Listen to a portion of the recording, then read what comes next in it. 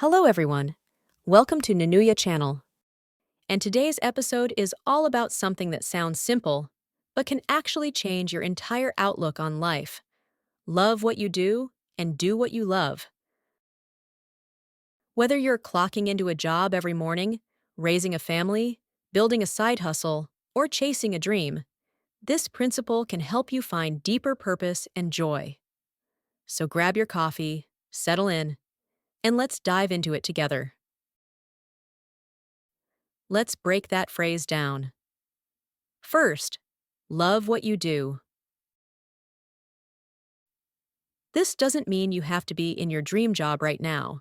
In fact, most of us start somewhere far from it. But loving what you do is about cultivating gratitude and engagement in whatever role you're currently in.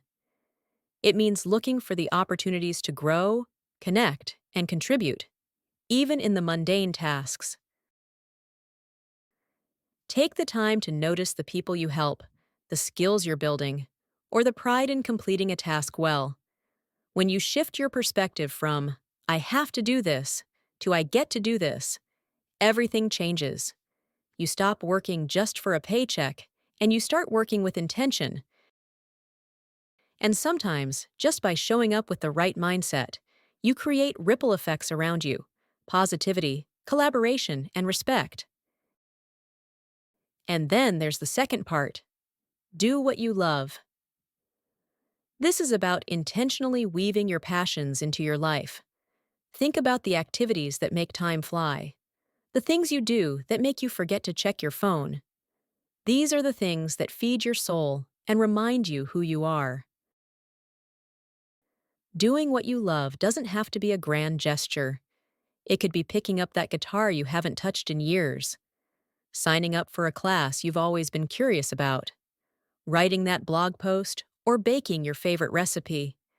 It's not always about money or recognition. It's about keeping the spark alive inside you. Make a list. What are the things that bring you joy? Now ask yourself, how often do I allow myself to do those things?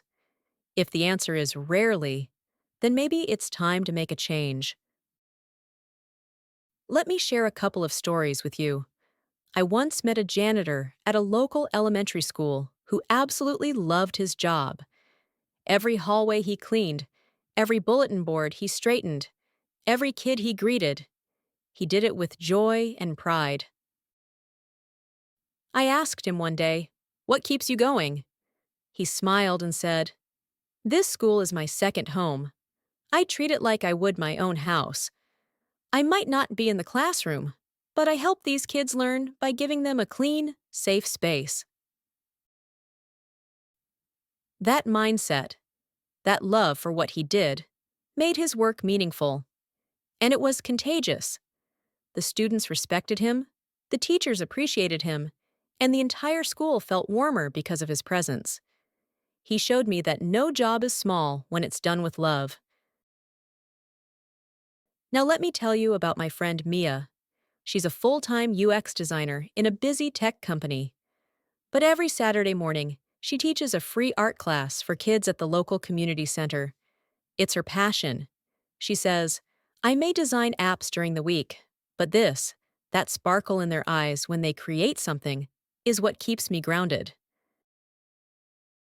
Mia may not be a full-time artist, but she's doing what she loves. She's made it a priority, and that one morning each week recharges her for the entire week ahead. And now, I want to share a story from one of our listeners, Jasmine, who wrote in after hearing our episode on creative courage. Jasmine's story. I work as a customer service rep for an insurance company. Honestly, I used to dread going to work. But after listening to your podcast, I started trying to find anything I could appreciate about my job. I started keeping a journal at my desk, writing down every time I was able to help someone, even in a small way. Slowly, I began to enjoy the conversations I had with customers, even the tough ones. I felt proud when I could calm someone down or explain something clearly. And then, I went a step further. I've always loved photography, but I hadn't picked up my camera in years. So I started taking weekend walks around my neighborhood, just shooting whatever caught my eye. I started an Instagram account, not for followers, just for me. I've never felt so balanced. I'm still in the same job, but I feel different, more connected, more alive. Jasmine's story is such a powerful reminder that you don't have to quit your job or turn your life upside down to live with more intention. Sometimes it starts with a simple shift in perspective and a small act of self-love. So maybe the sweet spot in life is where those two things meet, where we find joy in our work and create space for our passions. It's not always easy. Life is busy. Responsibilities are real. But it's not about being perfect.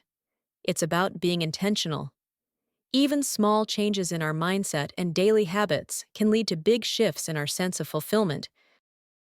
Think about this. When was the last time you felt truly alive? What were you doing? Who were you with?